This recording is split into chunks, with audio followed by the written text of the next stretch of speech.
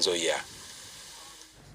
Viongozi na waumini wa kanisa la Kianglikana Dayosisi ya Kapenguria wametaka suluhu ya haraka ya mgogoro wa uongozi uliodumu kwa miaka kadhaa na kuligawa kanisa hilo. Wanasema kushindwa kuchaguliwa kwa askofu mpya kumetokana na kutofuata kwa katiba ya kanisa hilo na kumesababisha mgogoro mkubwa. Aidha, kulingana nao, kuna njama ya kumteua askofu mpya kinyume cha utaratibu wa kanisa hilo.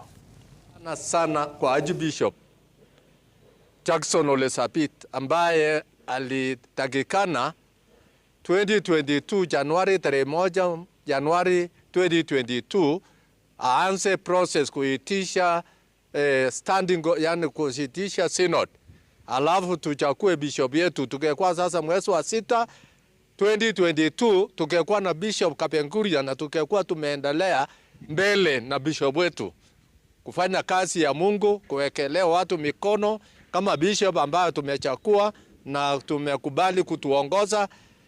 Lakini sasa kutangu wakati huo mpaka wakati huu ni miaka 5. Hapo awali tulikuwa tumejulisha ya kuwa Onyango alikuja akaunda sinodi kwa njia ya siri na ubaguzi. Tulipoona hayo yameendelea kukithiri katika kanisa letu, hatukuwa na chaguo.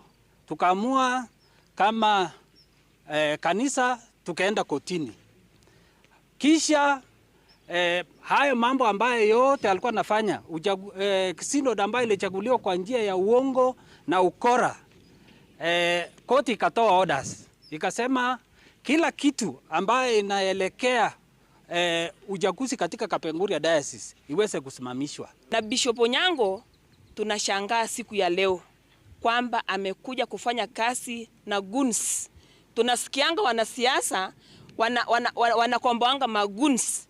Si majabu leo mtu ya Mungu Bishop Onyango ametafuta guns na amefanya kazi nao. Ni mashangao kubwa. Shirika la huduma za misitu nchini